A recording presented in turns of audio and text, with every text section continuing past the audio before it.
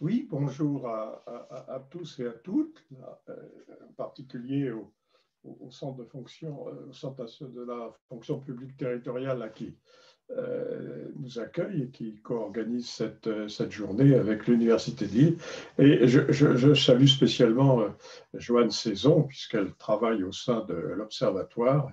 Et on s'est vu d'ailleurs de manière virtuelle déjà hier lors de l'Assemblée générale de l'Observatoire. Alors, dans cette conférence, je dirais introductive, comme le dit le programme, je n'aurai pas l'outrecuidance de vous détailler les apports de la loi de 2016, complétée en 2019, concernant la déontologie des fonctionnaires, que vous connaissez mieux que personne et que d'ailleurs M. Durand vient parfaitement de synthétiser.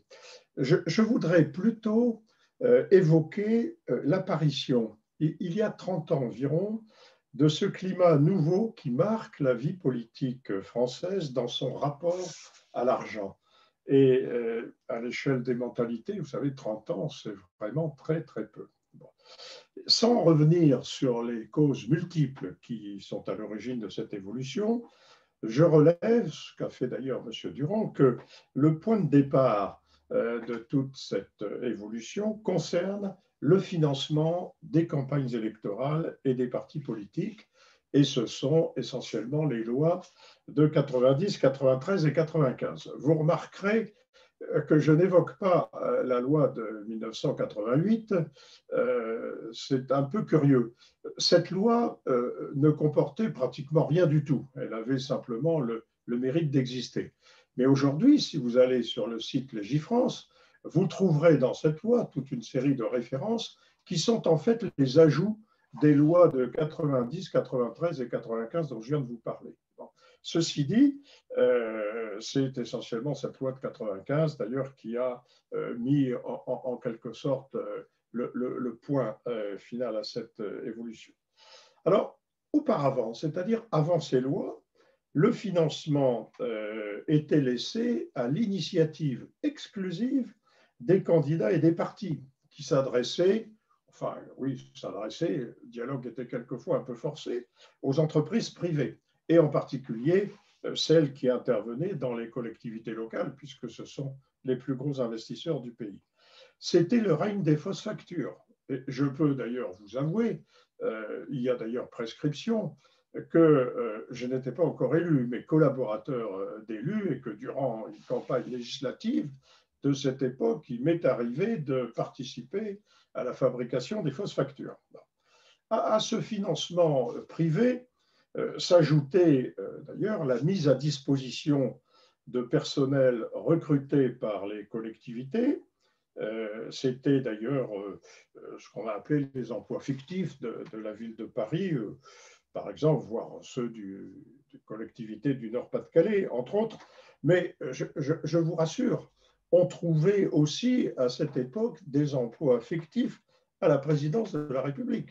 C'était une des surprises, si vous voulez, le directeur de cabinet de François Mitterrand, quand il est arrivé à l'Élysée en 80, a reçu la visite d'un des responsables d'une grande entreprise publique, je ne sais plus si c'était Air France ou une autre, lui disant, écoutez, voilà, il est de tradition que l'on mette à disposition de l'Élysée 2 ou 3 collaborateurs de haut niveau, alors dites-nous, et on lui a dit, mais ça se pratique depuis toujours. Bon, voyez, donc il n'y a pas de complexe à avoir sur cette époque.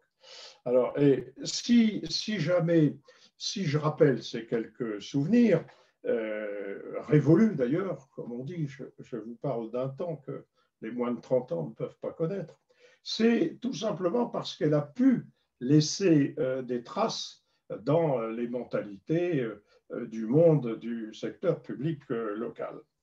Désormais, le financement est un financement qui repose sur l'argent public, puisque tout financement privé est pratiquement interdit.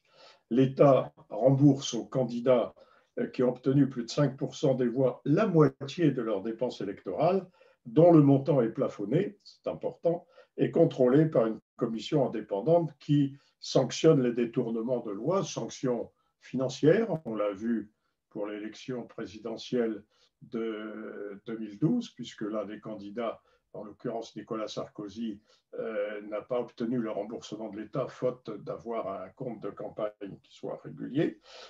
C'est parfois des inéligibilités. Les élus nationaux et locaux qui sont en cause le savent. En tout cas, et c'est aussi quelquefois d'ailleurs le recours au pénal. La commission n'a pas ses pouvoirs, mais elle peut saisir le juge pénal. Et on va le voir d'ailleurs très prochainement dans le procès Big Malion. Grâce à cette législation, d'ailleurs, je peux dire que tout candidat non fortuné peut se présenter car une campagne électorale est désormais très peu coûteuse, sauf naturellement la campagne présidentielle. Quant aux partis politiques, ils reçoivent, je dirais, un financement public, 50% environ de leurs recettes, liées à leurs résultats électoraux aux élections législatives. Bon. Et toutefois, d'ailleurs, la Constitution s'oppose à tout contrôle sur l'utilisation de ces sommes, ce qui facilite certaines dérives, en particulier les micro-partis, puisque nous avons en gros près de 350 partis politiques en France. Simultanément, à partir de 1993, la situation financière des élus locaux s'est transformée. Elle est devenue plus transparente, les indemnités sont fixées par la loi, elles sont imposables, cette fiscalisation m'est régulièrement reprochée par un certain nombre d'élus, mais aussi cette indemnité est aussi beaucoup plus avantageuse grâce au cumul des mandats et des indemnités par suite notamment du développement des intercommunalités. Et c'est aussi à ce moment qu'apparaissent les cabinets des exécutifs locaux, recrutement discrétionnaire, et les collaborateurs des groupes politiques dont les rémunérations, vous ne l'ignorez pas, échappent à la grille salariale de la fonction publique. Bref, ce que je veux dire avec tout ça, c'est que l'argent public se diffuse de plus en plus dans la vie politique nationale et locale. Aujourd'hui, en gros, un peu plus de 2 milliards par an. Et l'opinion va donc légitimement s'intéresser à la manière dont cet argent public, son argent, notre argent, est dépensé. J'ai, pour ma part, contribué à cette prise de conscience en m'intéressant aux dépenses ô combien symboliques de la présidence de la République, ainsi qu'au train de vie du gouvernement et des élus locaux, initiatives qui ont été largement relayées par les médias. Je souligne néanmoins que j'ai toujours évité les dénonciations populistes, contrairement à d'autres, car mon unique souci de parlementaire était d'améliorer la législation et non d'être un procureur. Et ce fut d'ailleurs le cas, l'amélioration de la législation avec la présidence de la République, qui dispose maintenant d'un budget, 110 millions d'euros, qui est le plus transparent et le mieux contrôlé de nos institutions. On revient de loin. Dans ce contexte, il faut reconnaître que les écarts de conduite de certains ont pu dégrader la réelle relation de confiance qui doit exister entre la population et ses représentants, et ce qui a conduit l'exécutif à agir.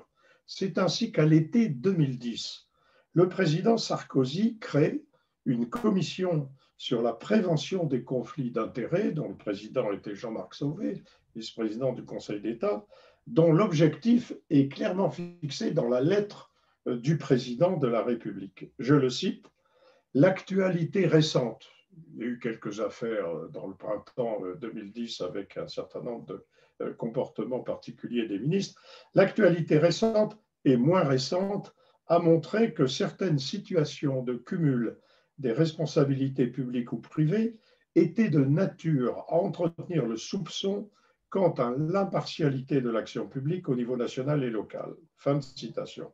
Remis en janvier 2011, ce rapport Sauvé-Migaud, je précise Migaud parce que lui-même m'a déjà fait remarquer qu'il était membre à part entière de cette commission, et donc il ne fallait pas simplement en laisser le bénéfice à Jean-Marc Sauvé. Ce rapport, en tout point remarquable, donnera lieu à un projet de loi du Premier ministre de l'époque, Fillon, mais ce projet de loi ne sera jamais discuté.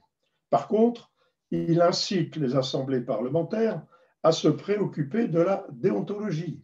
C'est à ce moment qu'on élabore une charte de déontologie pour les députés, on crée une instance déontologique à l'Assemblée, avec la nomination d'un déontologue à temps partiel, très partiel au départ, et au Sénat, où il y a là une instance collégiale. Plusieurs années après, aujourd'hui, on constate que les progrès, pour réels qu'ils soient, demeurent particulièrement modestes, et en particulier quant aux compétences propres du déontologue.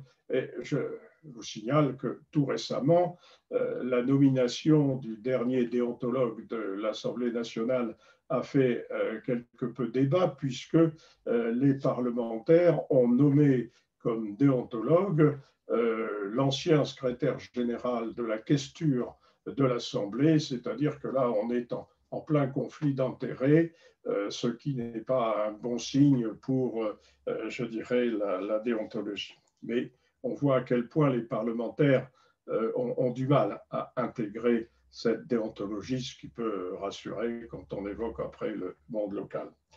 Du côté de l'exécutif, la présidence de la République impose une charte de déontologie aux membres de son cabinet. Il paraît d'ailleurs qu'elle est toujours en vigueur.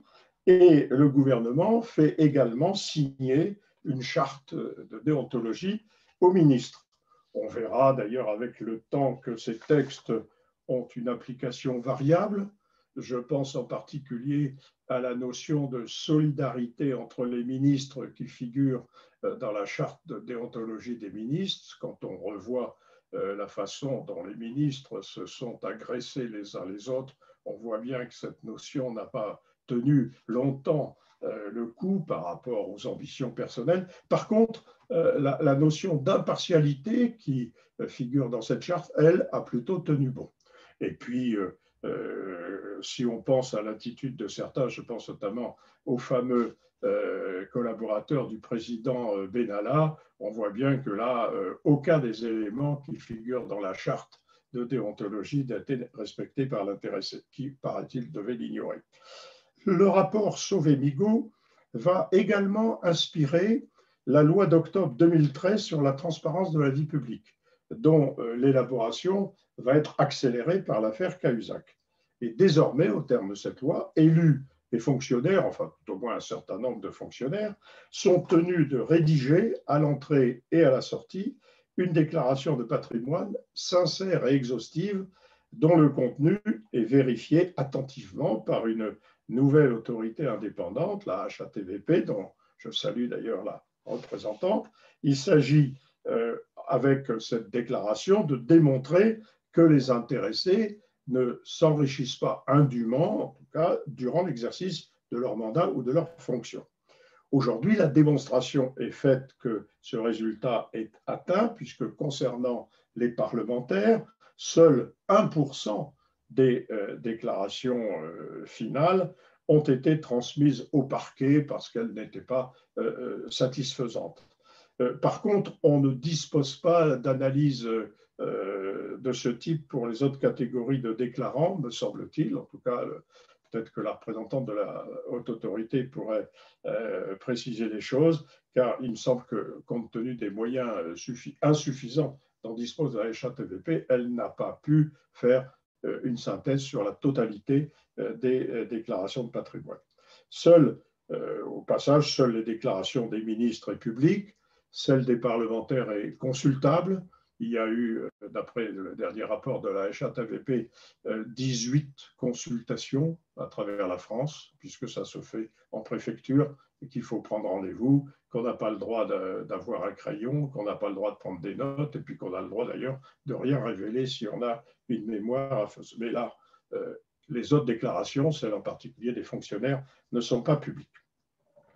La seconde déclaration obligatoire, c'est celle des intérêts exercés durant les 5 années précédant l'entrée en fonction, qui, elle, est rendue publique sur le site de la haute autorité, sauf pour les fonctionnaires, puisqu'elle n'est pas rendue publique. Le but de cette déclaration est clair. Il s'agit d'éviter toute interférence ou suspicion d'interférence entre l'intérêt public ou général, qui doit seul guider les décideurs publics, avec des intérêts personnels ou privés. Dès lors que le décideur se trouve dans une situation de ce type, il doit se déporter, c'est-à-dire transférer à un autre le pouvoir de décision.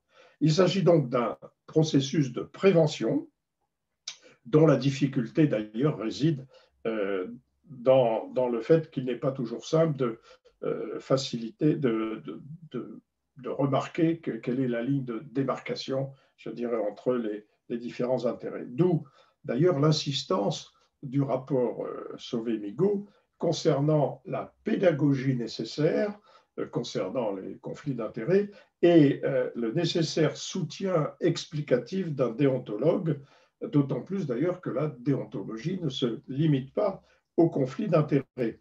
Elle comprend le respect de nombreuses valeurs, je cite impartialité, intégrité, probité, neutralité, etc., qui imprègnent d'ailleurs, il faut le dire, depuis longtemps la fonction publique et qui sont encadrées par la jurisprudence administrative. Mais leur affichage dans la loi, désormais préconisé par le rapport Sauvé-Migaud, montre l'importance qu'il convient de leur accorder et l'importance que ces valeurs ont désormais prise dans la vie, dans le fonctionnement de nos institutions. Alors, ces mêmes préoccupations se retrouvent dans le rapport de la commission Jospin en 2012 sur la rénovation et la déontologie de la vie publique, mais cette commission s'est attachée davantage au pouvoir public. Alors, dans ces conditions, la fonction publique territoriale ne pouvait échapper à cette promotion de la déontologie, d'autant plus que les exécutifs locaux sont soumis au contrôle de la haute autorité et doivent approuver, depuis les dernières élections municipales, une charte de l'élu local qui énumère leurs devoirs et comportements exemplaires. Or, les exécutifs locaux ont, avec les fonctionnaires territoriaux, un lien privilégié, puisque ce sont eux qui sont leurs supérieurs hiérarchiques. La suppression des cumuls avec les mandats parlementaires donne aujourd'hui aux élus locaux une disponibilité accrue dans leurs relations avec leurs fonctionnaires. C'est une conséquence positive de cette réforme dont on n'a pas encore mesuré tous les effets. Et avant même le vote de la loi de 2016, complétée en 2019, certaines collectivités avaient mis en place un dispositif déontologique. Je citerai Strasbourg, Paris, Dunkerque, Limoges. J'ai volontairement évité Nice, car là, l'expérience à Nice ne s'est pas révélée très heureuse. Bon. Et après la loi de 2016, qui évoque explicitement la fonction de déontologue, ces initiatives se développent. Modestement, il faut le dire, et non sans une certaine réticence. J'en veux pour preuve l'opposition sénatoriale récente à l'amendement gouvernemental que l'Observatoire avait inspiré, consistant à étendre le rôle des déontologues aux élus. Alors même que le rapport Sauvé-Migaud proposait la création d'un vaste réseau de déontologues dans les administrations et les collectivités. Alors, à défaut de ce réseau, ce sont plusieurs instances qui ont la responsabilité de favoriser la diffusion de la déontologie, au risque d'ailleurs d'une certaine confusion. Je parlais des pouvoirs respectifs de la haute autorité et de l'Agence française contre anticorruption. Et de son côté, M. Durand l'a rappelé, le CNFPT, de par ses propres attributions, est devenu naturellement le référent des déontologues de la fonction publique. J'ai pu voir sur le site du CNFPT qu'une formation s'est faite d'ailleurs par Internet en liaison avec l'Agence française de lutte contre la corruption sur une formation pratique déontologique à la lutte contre la corruption. Il est donc utile maintenant, au stade où on en est, de faire le point sur les initiatives prises ici ou là, en offrant aux praticiens déontologues que vous êtes, je dirais, la parole. La diversité, il semble d'ailleurs que la diversité et l'étendue des compétences du personnel territorial représentent une chance exceptionnelle d'ancrer la déontologie dans le fonctionnement quotidien de notre démocratie. Et maintenant, à vous donc la parole. Merci.